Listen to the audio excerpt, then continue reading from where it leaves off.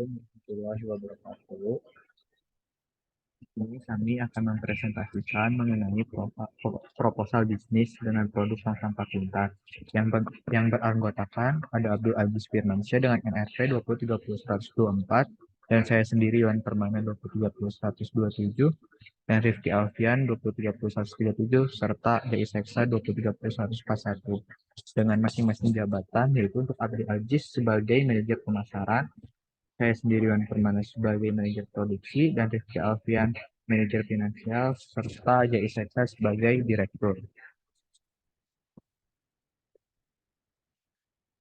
Berikut ini adapun identitas uraian umum, di mana segmentasi pasar produk bank sampah pintar ini dari usia 20 sampai 50 tahun ke atas dengan kondisinya lokasi kegiatan di Bandung dan mitra yang terlibat itu bank.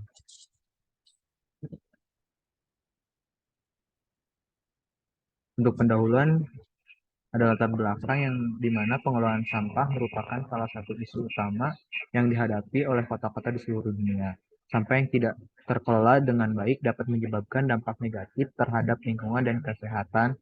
Oleh karena itu, perlu adanya inovasi dan solusi yang efektif dalam mengatasi masalah ini. Salah satu solusi yang menarik adalah pengembangan tong sampah pintar. Untuk tujuan dan rencana target capaian akan dijelaskan oleh rekan kami yaitu Joy Sekta. Perkenalkan nama saya Joe Putra, NKM 1230 Di sini saya akan melanjutkan pembahasan mengenai tujuan dan rencana target capaian proyek. Di mana dalam tujuan pembuatan proposal sampah pintar ini memiliki tujuan untuk yang pertama itu untuk meningkatkan efisiensi pengelolaan sampah yang ada.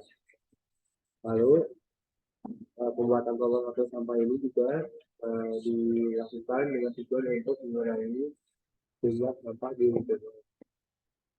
Dan terakhir, ini juga bertujuan untuk meningkatkan kesadaran dan bahaya sampah. Lalu, rencana target capaian tahunan dari dibuat proposal ini. Yang pertama, pada tahun pertama dilakukan dengan research and development produk sampah itu sendiri. Lalu di tahun kedua mulai melakukan pembuatan prototipe dari produk yang setelah dirancang.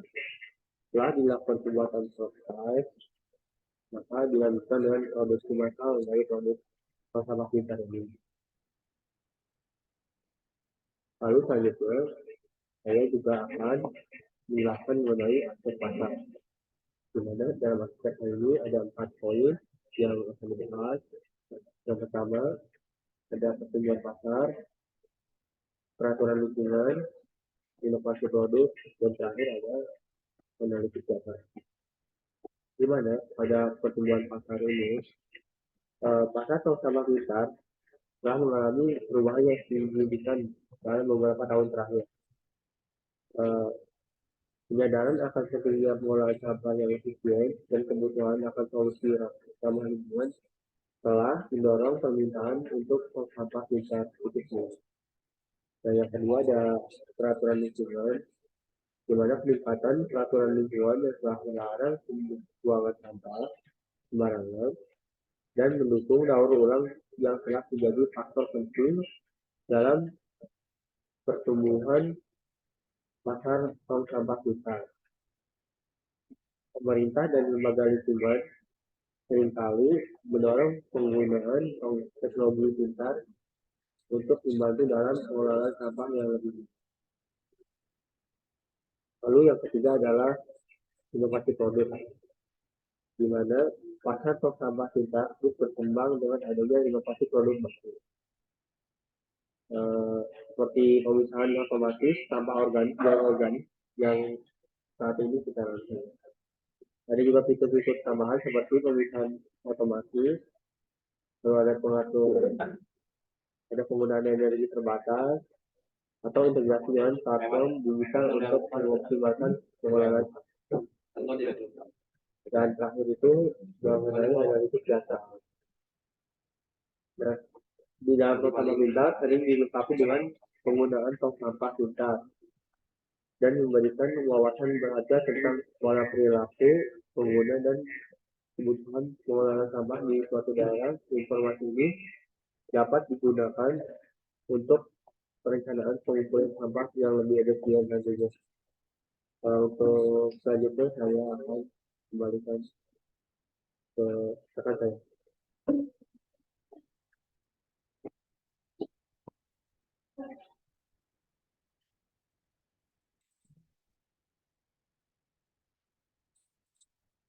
Selanjutnya akan dimulai oleh Rifki.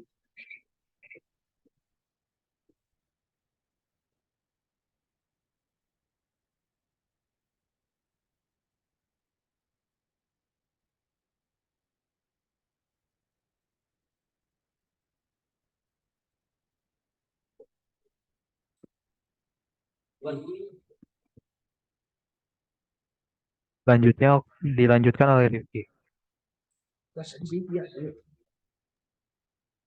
Selanjutnya ada aspek finansial.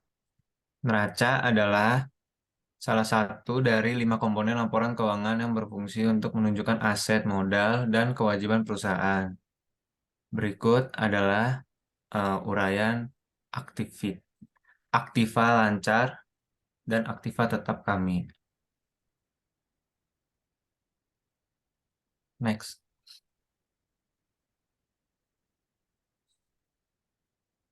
Yang kedua adalah laba rugi. Laba rugi adalah laporan keuangan yang menunjukkan pendapatan dan biaya suatu perusahaan selama periode waktu tertentu. Berikut adalah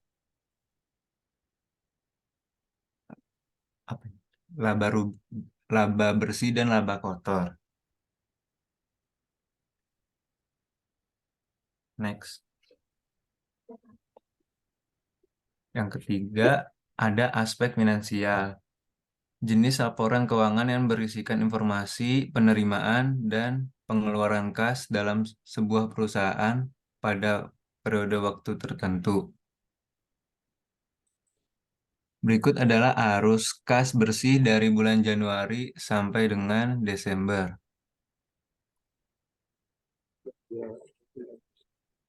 Dan akan dijelaskan untuk Abdul Aziz. Mangga dipersilakan.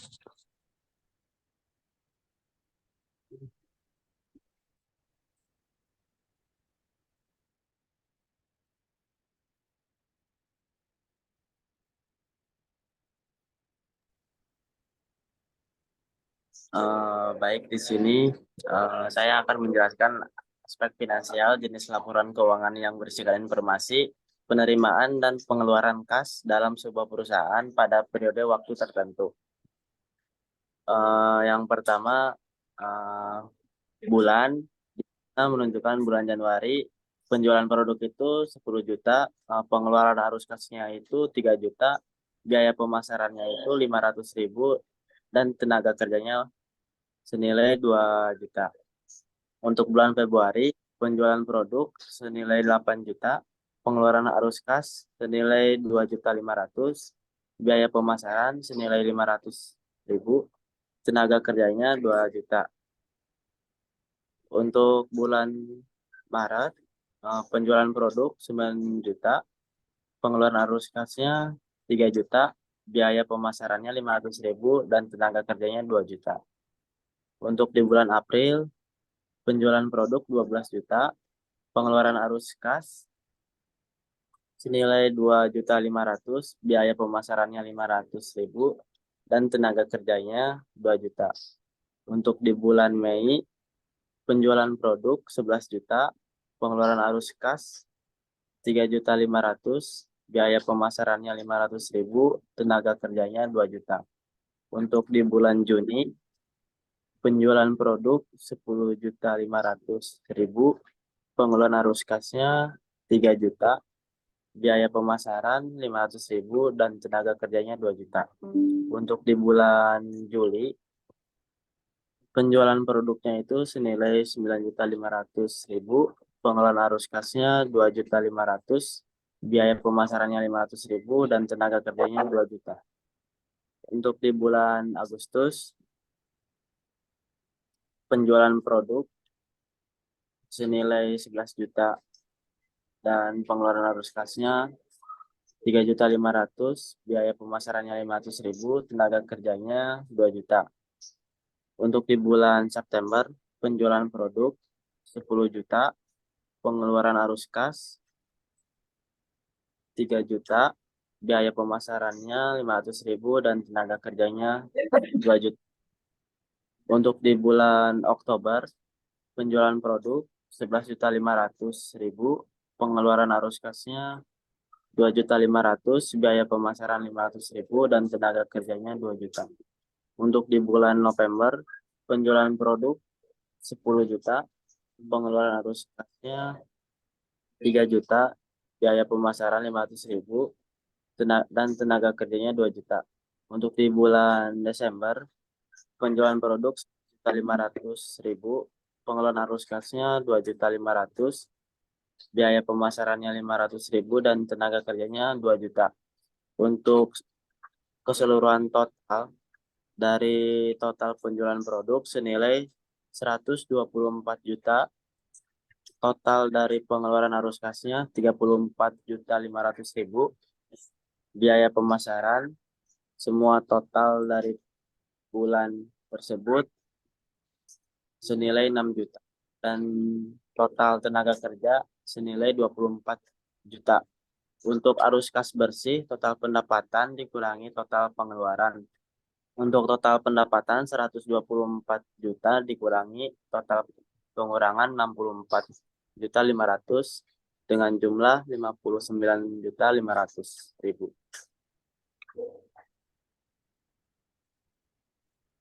Untuk kesimpulan, proposal pembuatan tong sampah pintar bertujuan untuk mengatasi masalah pengelolaan sampah yang efisien dan ramah lingkungan melalui pemanfaatan teknologi dan inovasi. Dengan penggunaan teknologi pintar, diharapkan dapat meningkatkan efisiensi, mengoptimalkan pengelolaan sampah, dan mengurangi dampak negatif terhadap lingkungan sekitar. Selanjutnya akan dilanjut ke rekan saya. Baik, cukup sekian presentasi mengenai proposal produk tong sampah pintar ini. Cukup sekian. Mohon maaf jika ada kesalahan. Wassalamualaikum warahmatullahi wabarakatuh.